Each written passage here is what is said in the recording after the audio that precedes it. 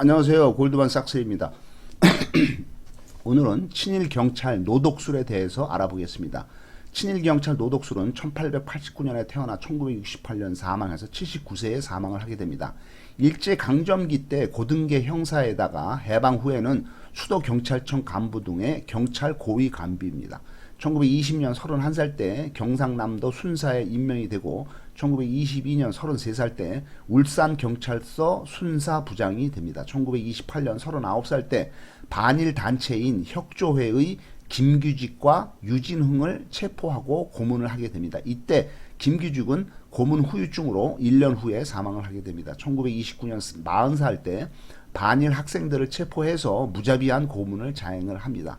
1943년 54살 때 경시로 승진을 해서 평안남도 경찰부 보안과장을 하고 일본이 전쟁을 수행하는데 적극적으로 협조를 하게 됩니다. 1945년 8월 56살 때 평양경찰서 서장을 하게 됐지만은 해방이 되면서 소련군에게 체포가 됐다가 석방이 되면서 남한으로 월남을 하게 됩니다. 1946년 57살 때 장택상에 의해서 수도경찰청 수사과장을 하게 됩니다. 그러면서 반이승만 좌익 공산 분자들을 검거를 하게 됩니다. 1893년생인 장택상은 이미 당시 53세로서 대한민국 외무부 장관, 국무총리, 4선 국회의원을 한 고위급 정치인입니다.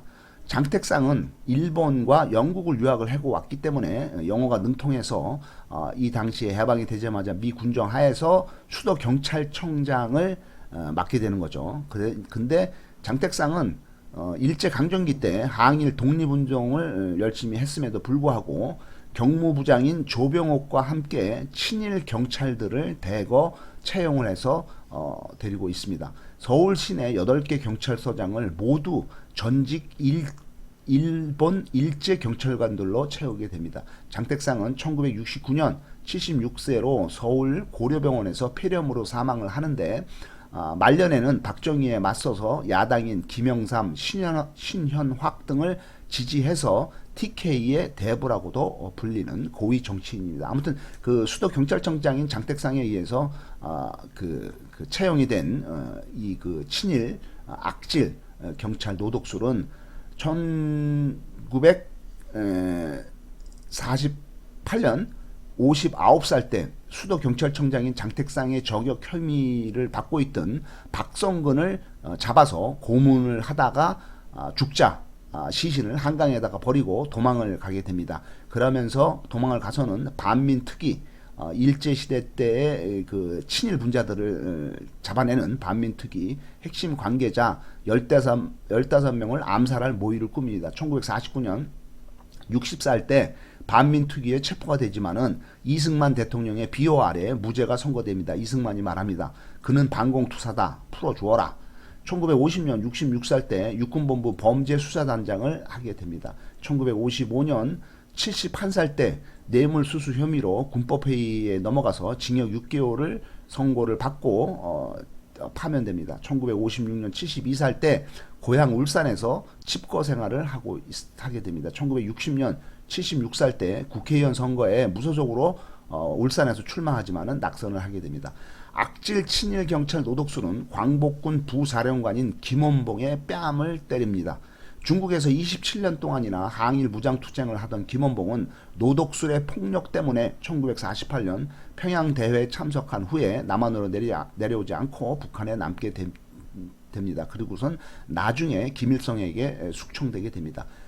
김원봉은 1898년부터 1958년까지 60세에 사망을 하게 되는데 그는 항일 독립운동가로서 신흥무관학교, 황푸군관학교 출신의 정통 군인입니다.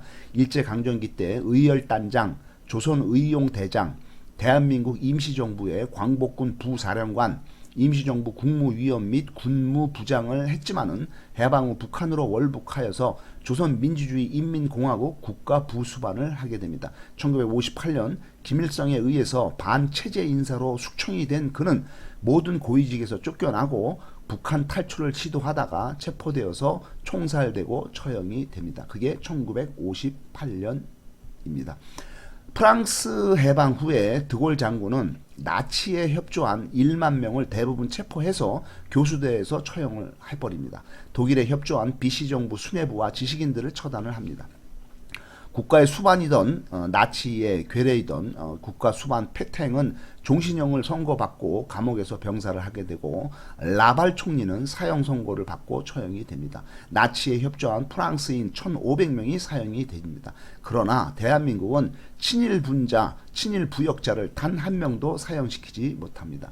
프랑스의 문인인 샤르트르가 실존주의적 반항으로 반정부 운동을 했습니다. 인간 존중의 자유 공동체를 지향을 했습니다. 당시 프랑스의 드골 대통령은 이렇게 말했습니다. 그래도 내가 볼테르를 구속할 수는 없지. 그러니까 샤르트르의 반정부 활동 운동을 별로 마음에는 안 들지만은 그렇지만은 그 지식인이고 사회에 영향력이 있는 지식인인 볼테르나 사르트르를 구속을 할 수는 없다. 이런 말을 드골이 한 겁니다. 1949년 6월 친일파 제거를 위한 반민특위 사무실에 중부경찰서장 등 40명이 난입을 해서 반민특위 위원들을 체포하고 이들을 진압합니다. 국회에 상정된 반민족행위처벌법은 이승만이 반대를 해서 진행이 안 됩니다. 이승만은 결국에는 친일파의 자금과 정보를 이용을 해서 오랫동안 유지된 독재 정권이라고 할 수 있겠습니다. 1948년 재헌국회에 설치된 반민족행위 특별조사위원회는 친일 분자를 골라내는 거죠. 처형하기 위해서 특별경찰대를 만들어서 친일 매국노를 색출을 합니다. 사업가 박흥식, 그 백화점이죠. 사업가 박흥식과 최남선, 이광수, 다음 문인들이죠. 소설가 이광수를 체포를 하게 됩니다. 친일파로. 국회의원 추천에 임기 2년의 위원 10명으로 구성돼 조사 680건을 하고 체포 300건의 실적을 내게 됩니다. 미국은 반공 세력으로 친일파를 활용하고자 하며 이승만 정권도 반공을 위해서는 친일파를 활용하고자 이에 부응을 하게 됩니다. 이승만 정권은 친일파를 대거 기용을 하고 조직적으로 반민특위 활동을 방해를 합니다. 1949년 반민특위 국회의원을 공산당에 협조한 혐의로 구속을 하고 반민특위와 특별경찰대를 강제 해산을 합니다. 1948년 재헌국회 내에 설치된 반민족행위 특별조사위원회는 특별경찰대를 만들어서 친일 매국노를 색출을 하게 되지만은 결국에는 이승만 정권은 친일파를 대거 기용을 하고 조직적으로 반민특위 활동을 방해를 하게 됩니다.